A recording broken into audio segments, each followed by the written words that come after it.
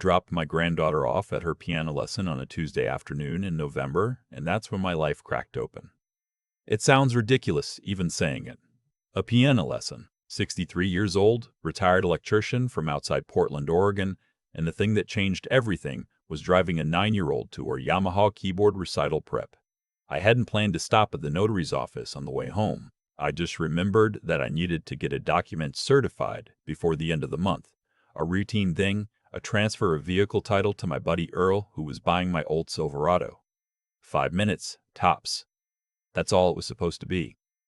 The woman at the front desk was named June. I know her name because she'd notarized documents for me 3 times before over the years.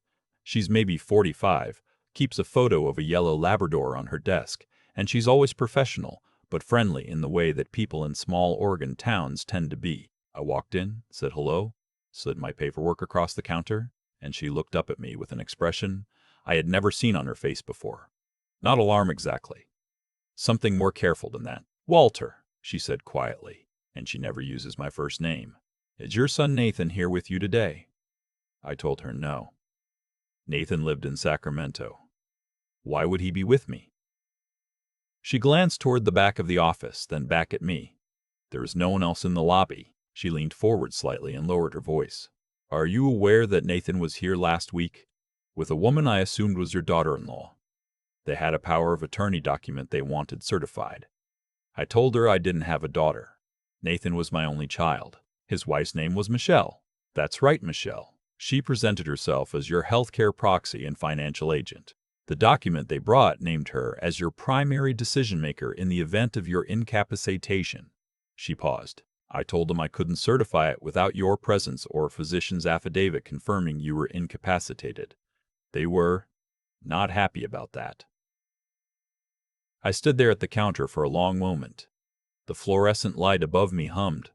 Outside, a truck drove past on the main road. "What was the document dated?" I asked. "That's the thing, Walter. They had already had it notarized, but the notary seal didn't look right to me. I've seen a lot of them, so I called the state registry to verify. It came back as an inactive notary license. Whoever stamped that document, their certification expired 2 years ago." She slid a sticky note across the counter with a number on it. I wrote down the name on the seal in case you need it. I drove home on autopilot. I'm not sure I can tell you what roads I took. When I pulled into my driveway, I sat in the car for probably 15 minutes just staring at my own garage door. My name is Walter Greer.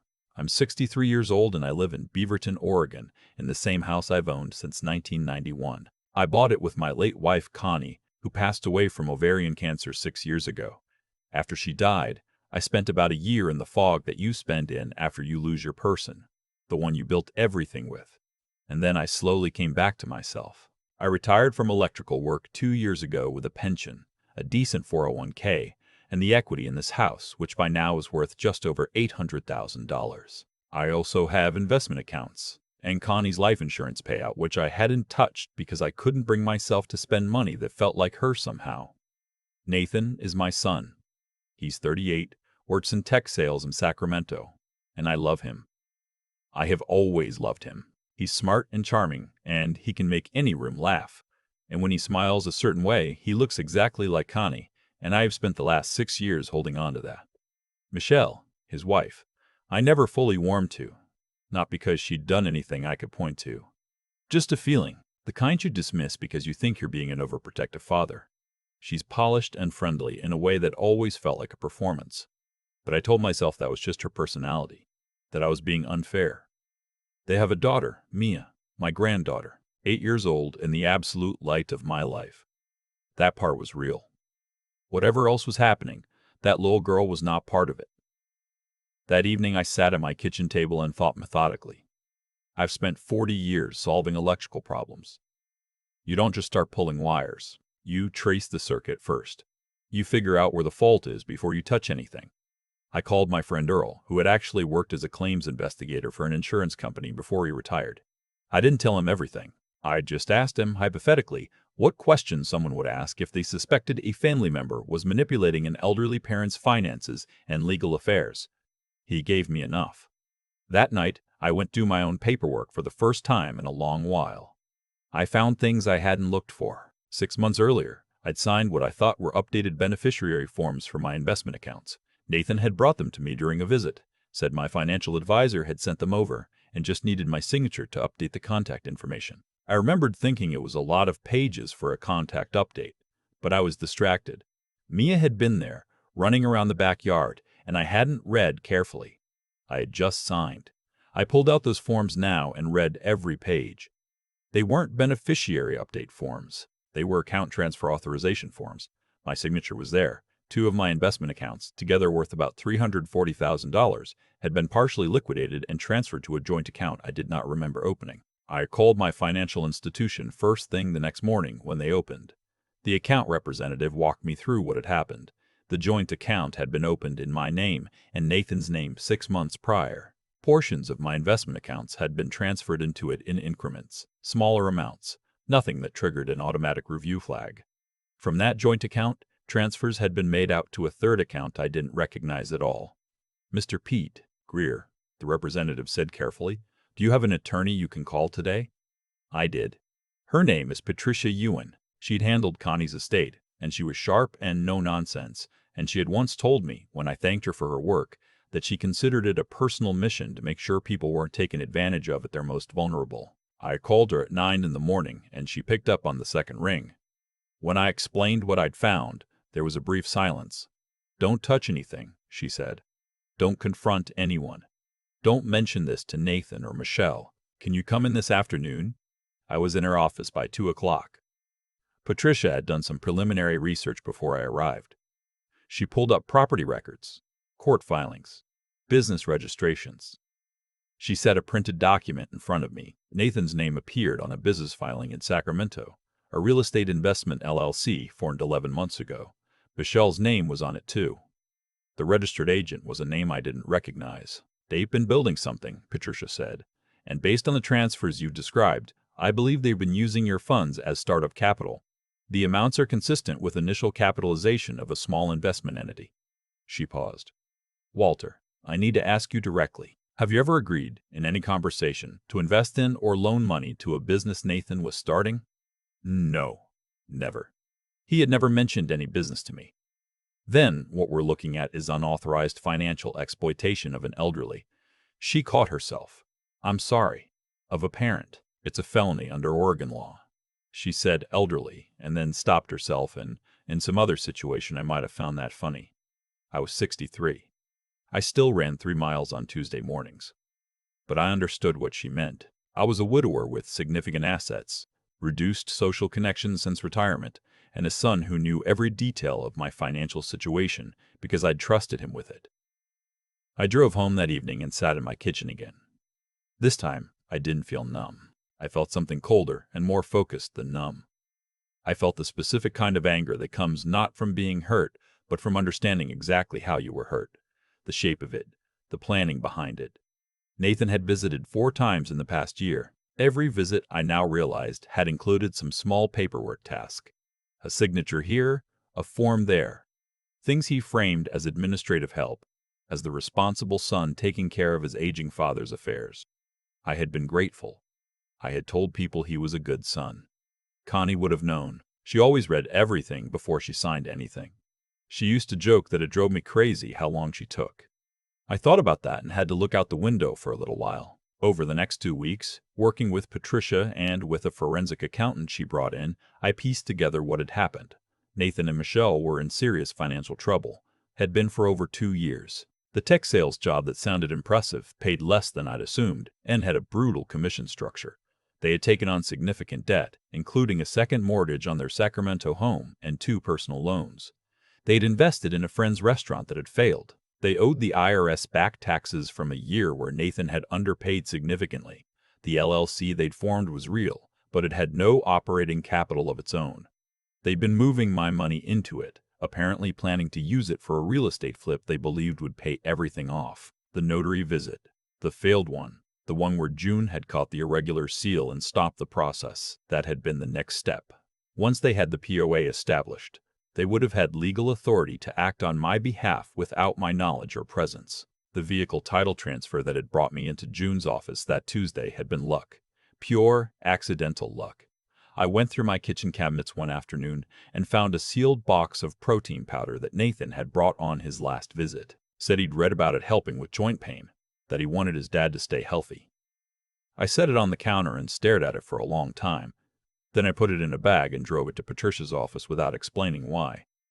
She had it tested through a contact at a lab. It came back clean. No additives, no compounds, nothing. It was just protein powder. I tell you that because I want to be honest about where my mind was going. When you discover that someone you love has been systematically deceiving you, your brain starts rewriting everything, starts seeing poison in every ordinary thing they ever did for you. Some of it is real. Some of it is paranoia. Learning to tell the difference is its own kind of work. The money transfers were real. The forged POA attempt was real. Those were enough. Patricia filed a police report. I won't pretend that was easy. I sat across from a detective named Ron Alcott at the Beaverton Police Department and walked through everything I'd discovered. And the whole time I was aware of this strange split in my head, the part of me giving the facts clearly and calmly, and the other part that kept seeing Nathan at age 7, the summer we went camping in the Cascades, the way he'd been afraid of the dark, but hadn't wanted me to know. Detective Alcott was straightforward and decent. He told me the financial exploitation of a parent by an adult child was taken seriously in Oregon, that the forged notary seal was a separate felony charge, and that if I wanted to pursue it, the documentation I brought was strong. I told him I wanted to pursue it. Patricia arranged for the joint account to be frozen and for the unauthorized transfers to be flagged while the investigation proceeded. Some of the money had already moved to the LLC account. Recovering it was possible, but would take time. Before any arrest was made, I called Nathan. I want to be honest about why. It wasn't weakness, though some people might call it that. It was the same reason I read every word of those documents before I went to June's office. I needed to understand the full picture before I could live with any of it. He picked up on the second ring. His voice was normal. Easy. My son's voice. Hey, Dad? Everything okay? I need you to come to Portland, I said. This week. Without Michelle. I need to talk to you face to face. A pause. Shorter than I expected. Sure, Dad. Is it your health? Are you okay? Come Thursday, I said. I'll explain when you're here. He arrived Thursday afternoon with a bag of coffee beans from a roaster I liked in Sacramento and a container of homemade cookies, which Michelle had apparently baked. He stood in my kitchen looking exactly like his mother, and I had to take a breath before I spoke. Sit down, Nathan. I had the documents laid out on the table. The transfer records. The LLC filing. The notary report from June. The forensic accountant's summary. He looked at the papers. Then he looked at me, and I watched something move across his face. Not guilt exactly, not remorse, something more complicated and more frightening. Calculation. Even now, even caught, still calculating. Dad. Don't, I said. I've seen everything. Patricia has seen everything. The police have seen everything. The police have seen everything. The police have seen everything. So please don't sit in my kitchen and try to figure out what I know and what I don't. Just tell me why. He was quiet for a long time. Then he put his elbows on the table and pressed his hands over his face. And I watched my son, my only child, the piece of Connie that I had left, fall apart in front of me. The why was what I'd expected, and worse than I'd expected at the same time. The debts were real, and they were bad. The IRS situation was worse than I'd known. The back taxes had penalties and interest, and they'd been ignoring letters for 2 years. The restaurant investment had been Nathan's idea, and he'd never told Michelle the full amount he'd put in. By the time it failed, he'd lost $60,000 he'd borrowed against their home equity. Michelle had found out, and the marriage had almost ended. To save it, Nathan had promised he would fix everything, that they'd be okay. He'd come up with the plan, not Michelle. I want to be clear about that, because I was wrong in my initial assumptions. Michelle had known about the transfers and hadn't stopped him, which made her complicit, but the design of it, the step-by-step execution, had been Nathan's. I was going to pay it back, he said. The real estate deal. I had a property lined up in Sacramento. The numbers were solid. I was going to flip it, put everything back. You'd never know it was gone. You were going to steal from me to make a real estate investment and hope it worked out. I know how it sounds. It sounds like you thought your inheritance was already yours and you just needed to borrow it early." He flinched, which told me the thought had crossed his mind in some form. "Dad, I was drowning. I didn't know how to ask you. You worked so hard for everything you have, and every time I had a problem, you'd look at me like what? Like I should have done better. Like you were disappointed." That landed somewhere quiet and unpleasant. Because it wasn't entirely wrong. I'd been harder on Nathan than I probably needed to be about money, about responsibility, about what a man was supposed to handle on his own. Connie used to tell me I expected him to be 35 when he was 25. That part wasn't nothing. But I also knew that the distance between my father made me feel I couldn't ask for help, and so I forged documents and stole $300,000 was not a straight line. A lot of choices lived in that space. "You could have called me," I said. "You could have sat across this same table and said, 'Nathan, I'm in serious trouble and I don't know what to do.' That's all. Just that." He didn't say anything. Would I have been frustrated? Yes. Would I have lectured you? Probably. But Nathan, my voice cracked a little, and I didn't try to stop it. I would have helped you. You're my son. You're all I have left of your mother. Do you understand that? There is nothing you could have owed anyone that I wouldn't have sat down with you and figured out." He cried then. Really cried, the kind that comes from somewhere deep down and isn't pretty. And I sat across the table and watched my son grieve, and I felt my own grief alongside it. And neither of us moved. When he could speak again, he asked what was going to happen. I told him. The police investigation would proceed. I would cooperate fully. The money that could be recovered would be recovered. Patricia would handle the civil side to claw back the transfers to the LLC. He would face criminal charges. The forgery charge alone was serious, and the financial exploitation statutes in Oregon were not gentle. "What about Mia?" he asked. That was the question I'd spent the most time with. My granddaughter, 8 years old, who had nothing to do with any of this, and who would now grow up knowing her father had been arrested for stealing from her grandfather. "Mia is my granddaughter," I said. "Whatever happens between you and me, she is not part of it. I'll be in her life as long as she'll have me. But you have to understand something, Nathan. What you didn't just steal my money. It stole the version of you I thought I knew. I have to grieve that too."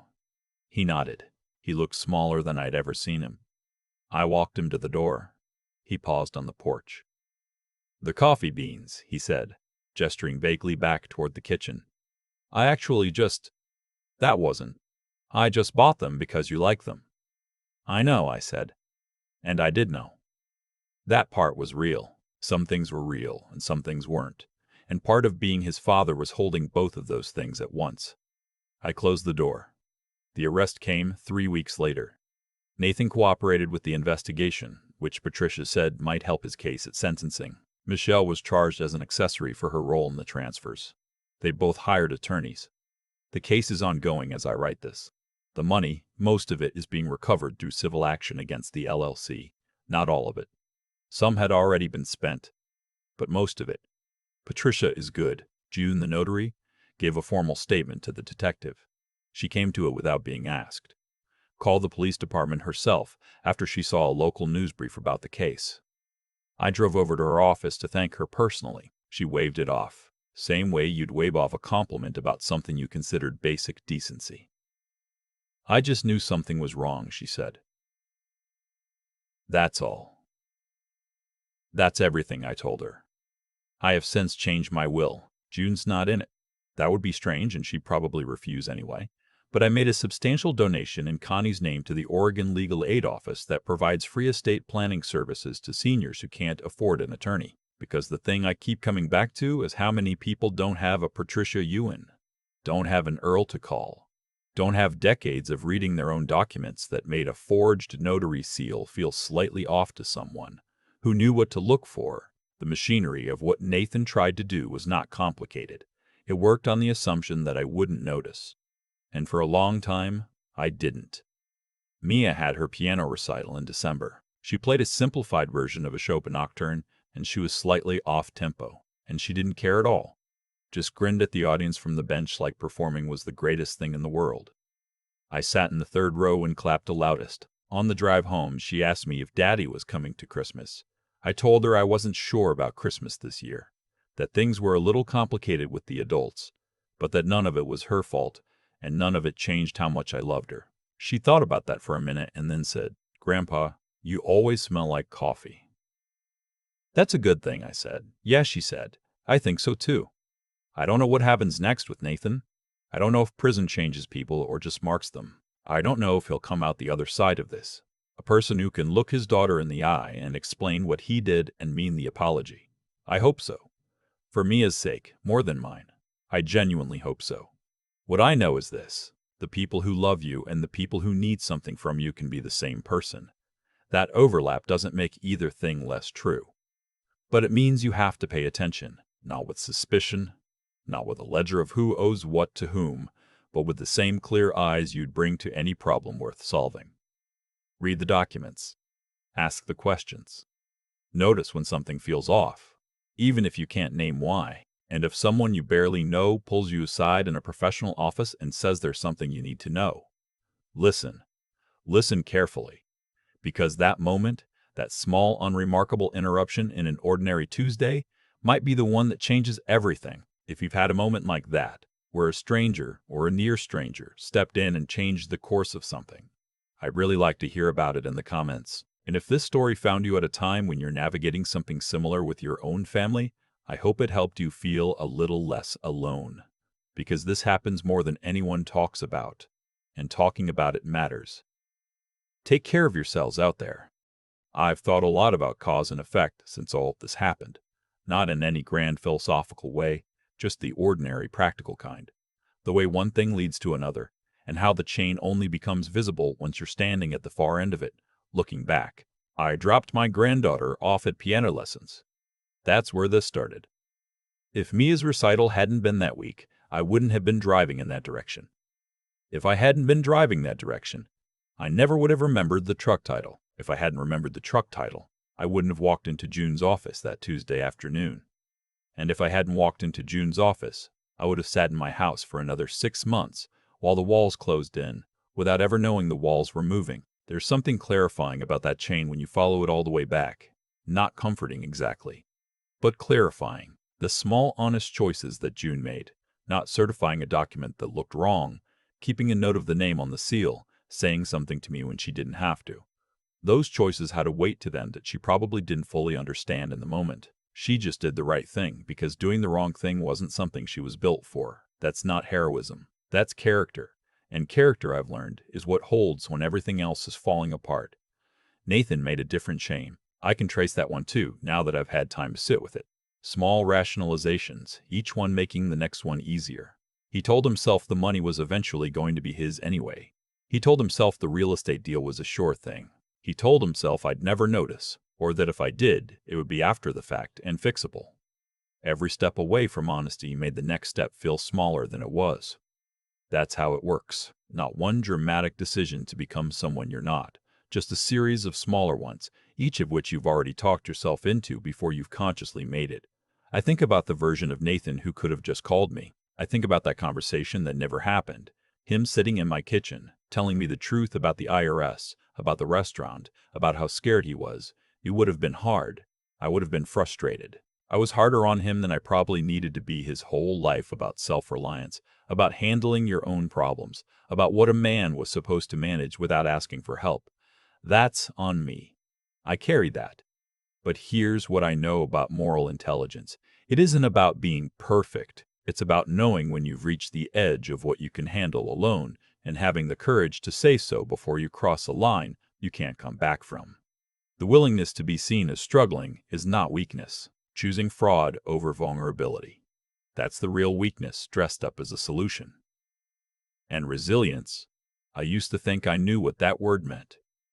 I'd been through Connie's illness. I'd been through grief.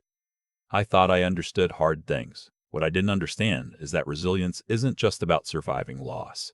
It's about staying clear-eyed when the people closest to you give you every reason to stop trusting your own judgment.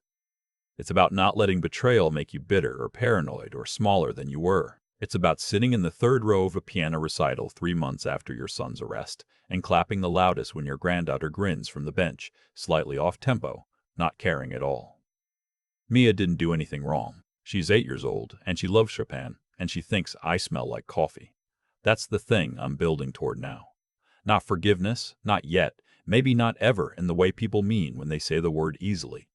But forward, one honest choice at a time, the same way it always works, the same way it has to.